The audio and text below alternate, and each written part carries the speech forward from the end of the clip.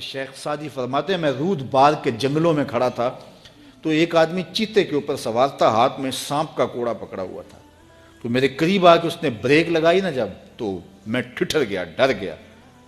تو وہ مسکرا کے کہنے لگے وہ صاحب جو چیتے پہ سوار تھے، سعدی ڈر گئے ہو؟ تو میں نے کہا بات ہی ڈرنے کی ہے، پہ چیتے پہ تم سوار ہو، ہاتھ میں سانپ کا کوڑا پکڑا ہے۔ تو سعدی فرماتے ہیں وہ بزرگ مسکرا کے بولے سعدی تو خدا کا ہو جا، خدا کی خدائی تیری ہو جائے گی، تو ہو کے تو دیکھ ان کا، پھر نوکر ہو جائے گی ساری خدائی تیری۔ لیکن ہم جب زر کے پیچھے لگ گئے تو پھر غلام بن گئے۔ یہ دنیا کی مثال سائے کی طرح ہے، سائے کے پیچھے بھاگو گے تو آگے بھاگے گا، سائے کے آگے بھاگو گے تو پیچھے بھاگے گا۔ اللہ اکبر۔ حضور نے ایک سوراخ سے بیل نکلتے ہوئے دیکھا، نکلنے کے بعد پھر دوبارہ اس چھوٹے سے سوراخ سے وہ گھسنا چاہتا ہے لیکن وہ گھس نہیں پاتا۔ تو جبریل امین سے پوچھا یہ کیا ماجرا ہے؟ عرض کی یا رسول اللہ صلی اللہ علیہ وسلم یہ اس شخص کی مثال بیان کی گئی ہے جو زبان سے بڑا بول بول بیٹھتا ہے اور پھر اس کو واپس لینا چاہتا ہے تو وہ نہیں لے پاتا۔ جو آپ بول دیا پھر وہ واپس نہیں ہو سکتا، اس لیے بولنے سے قبل سوچ کے بولنا چاہیے۔ یہ بہت سارے تیر زبانوں کے، کچھ لوگوں کی عادت ہوتی ہے کہ وہ فٹ بول دیتے ہیں، وہ یہ نہیں سوچتے اس سے کسی کا دل دکھ جائے گا۔ اور بعض لوگوں کے رویے یہ ہوتے ہیں کہ سچا بندہ کھرا ہوتا ہے، کڑوا ہوتا ہے تو وہ ہمیشہ ہی کڑوے رہتے ہیں۔ یہ کون سی بات ہے؟ رسول اللہ سے بڑا سچا کوئی نہیں تھا، حضور سے میٹھا کوئی نہیں تھا۔ تو یہ کیا بات ہوئی کہ یہ خیال کر کے کہ میں سچا ہوں اور کڑوا ہوں، ہر وقت زہر اگلتے رہو، لوگوں کی عزتیں اچھالتے رہو، لوگوں کی آبروؤں پہ حملہ کرتے رہو کہ میں سچا ہوں اور سچا بندہ کھڑا ہوتا ہے بات کر دیتا ہے۔ اپنی گفتگو کو کنٹرول میں کرو، کسی کا دل نہ توڑو، کسی کے دل کو اذیت نہ پہنچاؤ، خلق خدا کی بہتری کا سوچو، خود سہ لو اپنے اوپر لیکن کسی کو تکلیف نہ پہنچاؤ۔ اللہ کے محبوب علیہ السلام جب ناراض ہوتے تھے تو اللہ کے محبوب علیہ السلام کے چہرے سے صحابہ پہچانتے تھے کہ حضور غصے میں ہیں۔ کوشش حضور کی ہوتی کہ کچھ نہ کہا جائے، اور اگر حضور علیہ السلام کچھ کہنا چاہتے تو پھر آقا کریم علیہ السلام اجتماعی طور پہ کہتے ہیں کہ بعض لوگوں کا یہ خیال ہے ایسا نہیں ہے ایسا ہے، تاکہ اس کو دیکھو کئی لوگ بھرے مجمع میں ایک شخص کو ٹارگٹ کرتے ہیں، ایسا کرنے سے اس کی عزت ہی باقی نہیں رہتی۔ اللہ کے محبوب ایسا نہیں کرتے تھے، جب کسی کو کہنا ہوتا تو بھرے مجمع میں حضور کہنے کی بجائے حضور ایک ویسے بات کرتے کہ بعض لوگ ایسے کرتے ہیں بعض ایسے کرتے ہیں، ایسے نہیں کرنا چاہیے، اور جس کا ماجرا ہوتا وہ سمجھ جاتا۔ تو یہ کوئی بات نہیں ہوتی کہ میں کھرا آدمی ہوں، میں سچا آدمی ہوں، میں لوگوں کے دل چیرتا رہوں، میں لوگوں کے دل پر حملہ آور ہوتا رہوں، لوگوں کے جذبات سے کھیلتا رہوں، لوگوں کو تکلیف اور آزار پہنچاتا رہوں، اور خلق خدا کے لیے میں تکلیف کا باعث بن جاؤں صرف اس بات پر کہ میں سچا ہوں۔ پہلی بات یہ ہے کہ یہ تیرا گمان ہے کہ تو سچا ہے اور کھڑا ہے، یہ تو اللہ کو پتا ہے کون کہاں کھڑا ہے۔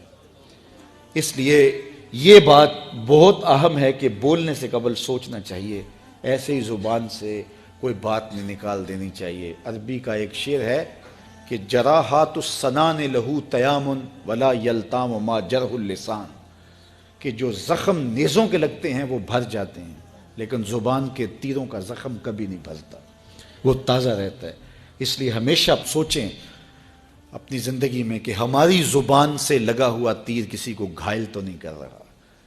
اور کچھ لوگ ایسے ہوتے ہیں کہ وہ مر بھی جاتے ہیں لیکن ان کی زبان سے نکلے ہوئے تیروں کی زہر افشانی ختم نہیں ہوتی، اور کچھ لوگ ایسے ہوتے ہیں ان سے اختلاف بھی ہوتا ہے لیکن اس کے باوجود کوئی ایسا جملہ نہیں ہوتا ہماری جانب ان کی طرف سے آیا ہوا جو ہمیں تکلیف دے۔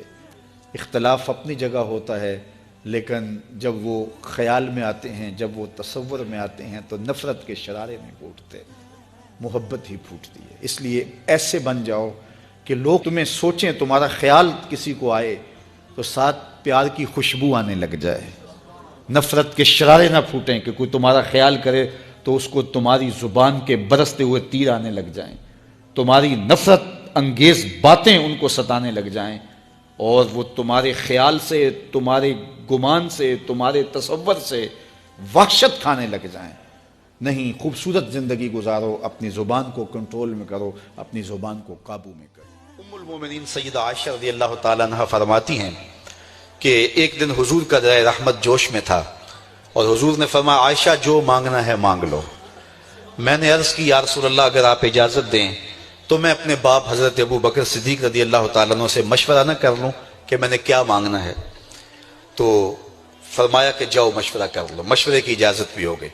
میں اپنے والد گرامی کی خدمت میں حاضر ہوئی اور کہا کہ دریائے رحمت جوش میں ہے اور رحمت کا باڑا برس رہا ہے۔ حضور نے فرمایا عائشہ جو مانگنا ہے مانگ لو، یہ اتنا سنہری موقع ہاتھ آیا ہے تو میں چاہتی ہوں کہ کوئی مانگوں تو اہم شے مانگوں، تو آپ کی خدمت میں حضور سے اجازت پا کے حاضر ہوئی ہوں، مجھے بتایا جائے کہ میں حضور سے کیا مانگوں تاکہ کوئی چھوٹی چیز نہ مانگوں بڑی چیز مانگوں۔ تو حضرت ابو بکر رضی اللہ تعالیٰ عنہ نے فرمایا کہ بیٹا حضور سے جا کے کہنا کہ معراج کی خلوت خاص میں اللہ نے آپ سے جو راز کی باتیں کی تھی ان باتوں میں سے ایک بات بتا دو۔ مانگا بھی تو علم مانگا، اور عائشہ میرے سے وعدہ کرو جو حضور بتائیں مجھے بھی آ کے بتانا ہے۔ ام المومنین حاضر خدمت ہو گئیں۔ حضور نے پوچھا عائشہ مشورہ ہو گیا؟ کہا جی حضور ہو گیا۔ کہا مانگو کیا مانگتی ہو؟ کہا حضور معراج کی خلوت خاص میں جب اللہ کے حضور حاضر ہوئے رب نے آپ سے راز کی باتیں کی تو ان باتوں میں سے ایک بات بتا دیں۔ حضور مسکرا پڑے۔ اس بات پہ مسکرائے ہوں گے میرے یار غار کا انتخاب کیسا ہے، یا اس بات پہ مسکرائے ہوں گے کہ راز کی بات بتا دوں تو راز راز نہ رہا، لیکن وعدہ کیا تھا۔ کہا عائشہ سنو، جب میں قرب خاص میں پہنچا تو میرے مالک نے مجھ سے راز کی جو باتیں کی ان میں سے ایک بات یہ تھی، محبوب تیری امت میں سے کوئی شخص کسی شخص کا ٹوٹا ہوا دل جوڑ دے تو میرے اوپر لازم ہے بغیر حساب کے جنت عطا کروں۔ ام المومنین بہت خوش ہوئی اور اپنے والد گرامی سیدنا ابو بکر صدیق رضی اللہ تعالیٰ عنہ کے پاس آئیں اور ساری کہانی سنائی۔ بہت خوش تھی، لیکن حضرت ابو بکر صدیق رضی اللہ تعالیٰ عنہ نے سنا تو رونے لگے۔ تو ام المومنین سیدہ عائشہ رضی اللہ تعالیٰ عنہ نے عرض کیا میرے والد گرامی یہ بات رونے والی تو نہیں ہے، ہم بسا اوقات کسی دکھی کے کام آ جاتے ہیں، کسی کا دکھڑا بیٹھ کے سن لیتے ہیں، کسی کی ڈھارس بنا دیتے ہیں، کسی کے کام آ جاتے ہیں، یہ تو بخشش کا بہانہ ہاتھ آ گیا اور آپ اس پہ رو رہے ہیں۔ تو فرمانے لگے عائشہ اس کو معکوس بھی پڑھو، تصویر کا دوسرا رخ بھی دیکھو، اگر کوئی شخص کسی کا ٹوٹا ہوا دل جوڑ دے تو بغیر حساب کے جنت میں جائے گا، اس کا دوسرا رخ یہ ہے اگر کوئی کسی کا دل توڑ بیٹھے تو سیدھا جہنم میں جائے گا۔ میں اس بات پہ رو رہا ہوں کہ ہم سے کسی کا دل نہ ٹوٹ گیا ہو۔ تو آج کی اس مجلس کے اندر کیا یہ دو باتیں میں اور آپ اپنے پلے باندھ سکتے ہیں؟ ایک کا تعلق حقوق العباد سے ہے اور ایک کا تعلق حقوق اللہ سے ہے۔ حقوق اللہ میں سب سے اہم چیز نماز ہے، اور پہلا سوال قیامت کے دن نماز کا ہی ہوگا۔ بلکہ حضور نے معراج میں جو مختلف مظاہرے دیکھے ان میں ایک چیز یہ بھی دیکھی، کچھ لوگوں کے سر پتھر سے کچلے جا رہے تھے، پھر صحیح ہو جاتے پھر کچلے جاتے۔ جبریل سے پوچھا یہ کون لوگ ہیں؟ تو کہا آپ کی امت کے یہ لوگ وہ لوگ ہیں کہ جن کے سر نماز سے بھاری رہتے تھے۔ نماز کا کہو نہ بے نمازی کو، تو وہ پہلا بہانہ تو یہ لگائے گا کہ میرے کپڑے ٹھیک نہیں ہیں۔ میرے بزرگ فرمایا کرتے تھے تیرے کپڑے کیسے پاک ہو سکتے ہیں، تو رب کے حضور جھکنا نہیں جانتا، آ اس کے حضور جھکنا سیکھ لے، وہ تیرا لباس بھی پاک کر دے گا، تیرا دل بھی پاک کر دے گا۔ تو دوسرا بہانہ یہ ہوتا ہے کہ ہفتے کو شروع کروں گا جی، پہلی تاریخ سے شروع کروں گا۔ یہ وہ بندہ کہہ رہا ہے، ہفتے کا وقت وہ دے رہا ہے جس کے پاس ایک لمحہ بھی اپنا نہیں ہے، جس کو یہ نہیں پتا کہ اٹھنے والا اگلا قدم کہاں ہوگا۔ وہ کہتا ہے انشاءاللہ ہفتے سے شروع کروں گا، فجر سے شروع کروں گا۔ میاں اللہ کے حضور بلاوا 5 وقت ہمیں آتا ہے، حی علی الصلاۃ حی علی الفلاح۔ کتنے بدبخت ہیں کہ جو اس پکار پہ اٹھ کے اس کے حضور حاضر نہیں ہوتے۔ 5 گانا نماز شعار زندگی بنا لو، اور ہم یہ پکا عزم مصمم کر کے اٹھیں، اتنے زور سے ہم ارادہ کریں کہ شیطان بھاگ جائے، ہماری ہوا سے بھی بھاگ جائے۔ یہ تو اتنے پختہ ارادے کے ساتھ عزم کر کے جو ہے وہ آج ارادہ کر کے یہاں سے نکلے ہیں کہ وہ فجر کے وقت ہمیں بہکانے میں کامیاب نہ ہو، ادھر اذان پکارے ادھر ہم دوڑتے ہوئے اللہ کے گھر کی طرف پلٹ آئیں۔ ہم یہ عزم کریں کہ آج کے بعد نماز نہیں چھوڑیں گے۔ اللہ مجھے آپ کو 5 گانا نماز کی توفیق نصیب کرے، اور ہمیں توفیق نصیب کرے کہ ہم کسی کے دل شکستگی کا سامان نہ کریں۔ ٹوٹے ہوئے دل جوڑ سکیں تو ضرور جوڑیں، اور کسی کا دل توڑنے سے ہم گریز کریں اور اپنی زندگی کو ایک خوبصورت پیرائی کے اندر گزارنے کا ارادہ کریں۔